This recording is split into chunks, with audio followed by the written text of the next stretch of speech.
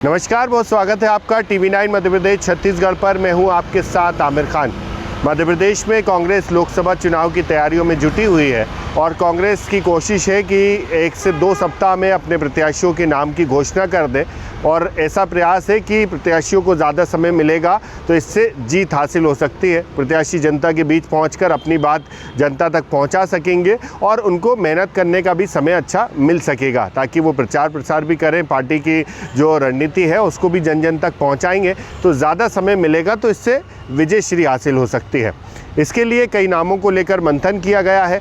Screening committee ने प्रदेश प्रभारी, प्रदेश अध्यक्ष ने सीटवार चर्चा की है। लोकसभा सीटों पर वहाँ के जो क्षेत्र के विधायक हैं, वहाँ के वरिष्ठ नेता हैं, जिला अध्यक्ष हैं, सभी से रायशुमारी की गई है और कई नामों का पैनल बनाया गया है। प्रदेश की 29 लोकसभा सीटों में से कई ऐसी सीटें हैं जहाँ पर सिंगल डबल नामों पर सहमति बनी है, तो कई सीटें ऐसी हैं जहाँ पर 2 से 3 नामों का पैनल है जिसे आला कमान के पास पहुँचाया जा रहा है और आला कमान की सहमति के बाद इन नामों की घोषणा कर दी जाएगी।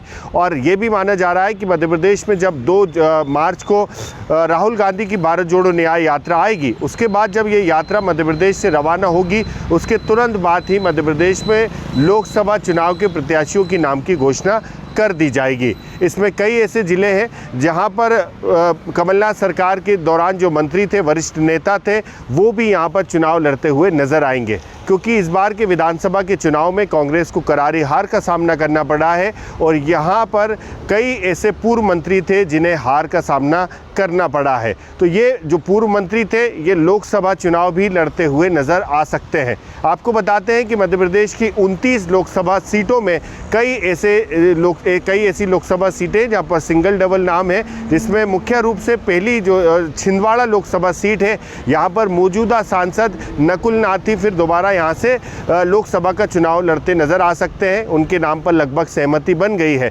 इसके अलावा कई ऐसी लोकसभा सीटें जहां पर सिंगल डबल नाम के पर चर्चा हुई है। आपको बताते हैं कि स्क्रीनिंग कमेटी ने और जो प्रदेश अध्यक्ष जीतू पटवारी हैं, प्रदेश प्रभारी जितेंद्र सिंह ने जो नामों के पैनल को आला कमान के पास भेजा है, उन नामों में छिंदवाड़ा से नकुल नाथ का नाम है और इसके अलावा रीवा लोकसभा से अजय मिश्रा बाबा का नाम माना जा रहा है कि ये वहाँ से लोकसभा का चुनाव लड़ सकते हैं। इसके अलावा सीधी से कमलेश्वर पटेल को भी चुनावी मैदान में उतारने की तैयारी चल रही है। शेडोल ST लोकसभा सीट पर फुंदेलाल मार्को के नाम का पैनल, सिंगल नाम का पैनल है जिन्हें आला कमान के पास पहुंचाया गया है।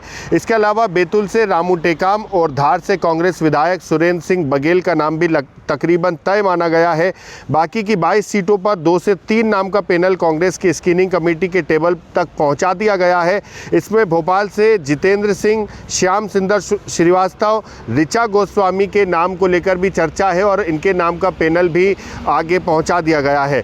भिंड से फूल सिंह बरैया और देवाशीष जरारिया के नाम को लेकर भी चर्चा चल रही है। इनमें से एक नाम पर सहमति बनाकर प्रत्याशी के नाम की घोषणा कर दी जाएगी। वैसे ही सागर लोकसभा सीट से श्रीराम पाराशर और चौबे का नाम भी पैनल में शामिल किया गया है, जिसे आला कमान के पास पहुंचाया गया है। वैसे ही राजगढ़ लोकसभा सीट से प्रियवर सिंह और चंदर सिंह सोंधिया के नाम का भी पैनल बनाया गया है।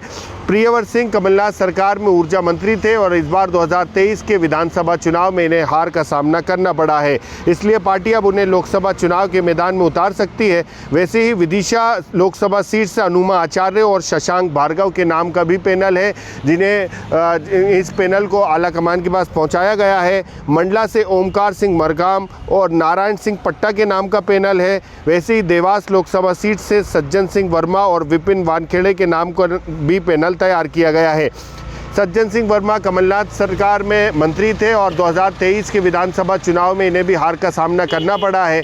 तो पार्टी की कोशिश है कि वरिष्ठ नेताओं को चुनावी मैदान में उतारा जाए और जीत हासिल की जा सकती है, क्योंकि मौजूदा समय में अभी 29 लोकसभा सीट में से कांग्रेस के पास महज एक छिंदवाड़ा लोकसभा सीट है, जबकि 28 सीटें भारतीय जनता पार्टी के खाते में है। वैसे ही खरगोन से बाला बच्चन को और केदार डाबर का नाम जो है पैनल पैनल में शामिल किया गया है। खंडवा से झूमर सोलंकी और राजनारायण सिंह का नाम पैनल में शामिल किया गया है। वैसे दमोह से जय ठाकुर और तिलक सिंह का नाम भी पैनल तैयार किए गए हैं।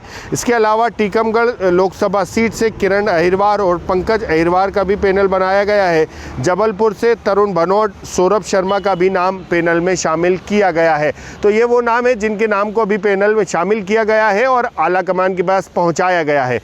और ये माना जा रहा है कि 1 से 2 हफ्ते में आला कमान इन नामों की घोषणा कर सकते हैं और इन्हें चुनावी मैदान में उतारा जाएगा। कांग्रेस की अलग अलग तरह की रणनीति है। अभी फिलहाल कांग्रेस भारत जोड़ो न्याय यात्रा को मध्य प्रदेश में किस तरह से सफल बनाया जाए, इसको लेकर तैयारियों में जुटी है। और कोशिश ये भी है कि जब भारत जोड़ो न्याय यात्रा मध्य प्रदेश से रवाना होगी तो तुरंत बाद प्रत्याशियों के नाम की घोषणा कर दी जाएगी। अब देखना यही होगा कि कांग्रेस की कई तरह की रणनीतियां जो बनाई जा रही हैं उससे कितनी सफलता मिलती है। भोपाल से TV9 मध्य प्रदेश छत्तीसगढ़ के लिए आमिर खान।